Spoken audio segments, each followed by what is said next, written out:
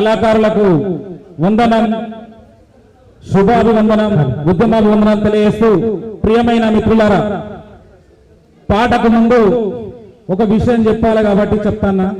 మిత్రులారా, మన పాటలెవడు దోచిరి, మన మూటలెవడు దోచిరి, తరతరాల త్యాగమంతా ఎవడు దాచి పెట్టిరి, ఎవడు మిమ్ముల మరిచిన తన జాతి నిన్ను మరువదు, తన గుండెల నిన్ను దాసరి, పాటే మాయే దళిత పాటే మాయే అంటారా నీ మంట ఆరాదాయే.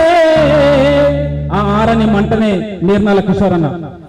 ఎందుకోసం అంటే మేము ధూమ్ధాం చేస్తున్నప్పుడు 2008 బై ఎలక్షన్ లో మేము ఊరూరు తిరిగి పలంతాన ధూమ్ధాం ఉందని చెప్పి తిరిగి జనాలను కూడగట్టి చైతన్యం చేసే కళాబృందం మాది అన్న దగ్గర.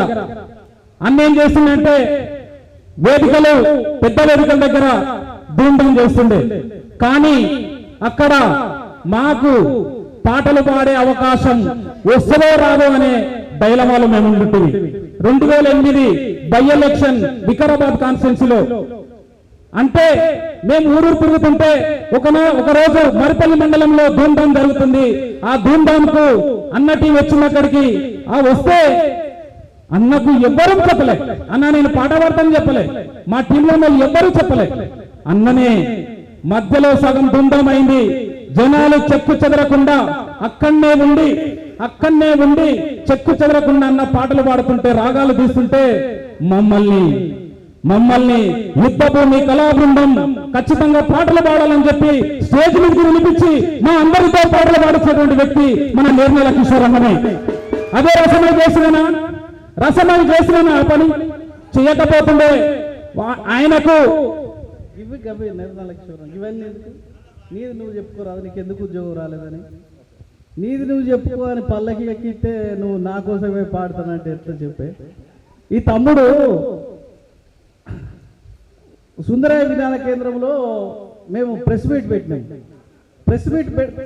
బషీర్బాగ్ ప్రెస్ క్లబ్ లో ప్రెస్ మీట్ పెట్టినాం ఇదే ఉద్యోగాల విషయంలో. అయితే బండిలో పెట్రోల్ బాటిల్ పెట్టుకొని వచ్చిండు, పోసుకొని కాలు చచ్చిపోతా అని చెప్పి, తలగవాడతా అని చెప్పి. అవి అంత ప్రెస్టేజ్లోకి వెళ్ళిపోయి అది చెప్పుకో, మర్చిపోయినావా? కళాకారుల అందరి కోసం నేను పెట్రోల్ పోసుకొని కాలుతా, శ్రీకాంత చారినైతా, తెలంగాణ కోసం శ్రీకాంత చారి ఎట్లా అయిందో కళాకారుల ఉద్యోగాల కోసం నేను అట్లా అవుతా అని చెప్పి పెట్రోల్ బాటిల్ పట్టుకొచ్చుకున్నాడు తమ్ముడు. నేను అప్పటి నుంచి పెట్రోల్ బాటిల్ నాగార్జున అంట, ఈ పెట్రోల్ ఎప్పుడన్నా వచ్చిన పెట్రోల్ బాటిల్ తెచ్చినావు అయిందని చెప్పంట. అది చెప్పుకో, నువ్వు అది చెప్పుకోరా.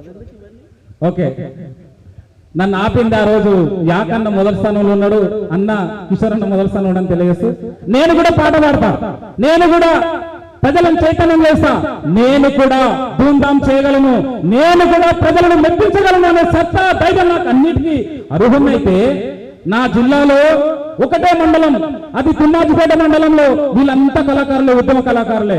ఒక తిమ్మాజిపేట మండలంలో 8 మందికి ఉద్యోగాలు, 8 మందికి ఉద్యోగాలు ఒకటే తిమ్మాజిపేట మండలంలో. అదే ఓవరాల్ గా అచ్చంపేట కాన్స్టిట్యున్సీలో రెండే.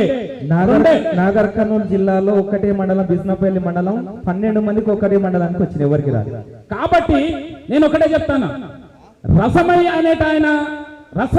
అనేటాయన ఏ లెక్కలైతే ఉద్యోగాలు తీసుకురావాలని చేసిండో ఆ జిల్లా వాళ్ళకు కూడా అతనే స్ప్రెడ్ చేసిండు. అక్కడ స్ప్రెడ్ చేసిన తర్వాత ఈడ కళాకారులు ఎవరు, ప్రజలను చైతన్యం చేసిన వాళ్ళు ఎవరు, పాట వచ్చిన వాళ్ళు ఎవరు, రాని వాళ్ళు ఎవరు, అది గమనించకుండా, అది తెలుసుకోకుండా, నోటిఫికేషన్ లేకుండా అవన్నీ నియామకాలు చేపడితే మరి నా పక్కలున్నోళ్ళు పాటలు పాడి నా పక్కలున్నోళ్ళు ఉద్యోగాలు చేస్తుంటే మనకు బాధ ఉంటుందా? ఆట రానోడు పాట రానోడు మన పక్కలున్నోడే చేస్తుంటే మరి మనకు దుఃఖం రాదా? వస్తుంది కదా.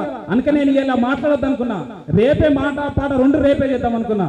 కానీ ఇవాళ గాయపడ్డ మనమే చరిత్ర సృష్టించాలి. అది నేను అనుభూతి వెంకన్నకు చెప్పిన, చక్రాల రగన్నకు చెప్పిన, సోమన్నకు చెప్పిన, కిషోరన్నకు చెప్పిన, ప్రతి ఒక్కరు చెప్పిన. ఇదే సంస్కృత సేన ఇక్కడ నిర్వహించినప్పుడు ఇదే వేదిక మీద మా రాచకొండ రమేష్, మా చక్రాల రగన్న ఒక డ్రామా వేస్తే అక్కడ పరవశించిపోయినాం. టూని అమ్మ ఇంతకంటే ఇంకేం కావాలి భయ్ మన సంతోషానికి అని చెప్పి ఆ ప్రభుత్వాన్ని గద్దెదించడం కోసం పనిచేయాలని చెప్పి నేను ఆ వల్ల ఆడ తీసుకున్న నిర్ణయం. ఇవాళ ప్రభుత్వాన్ని కూలగొట్టే వరకు వచ్చిన మా కళాకారులం అందరం కూలగొట్టేసాం ప్రభుత్వాన్ని. కాబట్టే మనం అందరం చైతన్యం కావాలి. ఇప్పుడు ఖచ్చితంగా ఈ పాటల పల్లకిలో మనం ఊరేగాలి, ఈ పాటల పల్లకిలో నావలో మనం సాగాలని తెలియజేస్తూ సమ్మక్క సారక్క ఎత్తిన కత్తి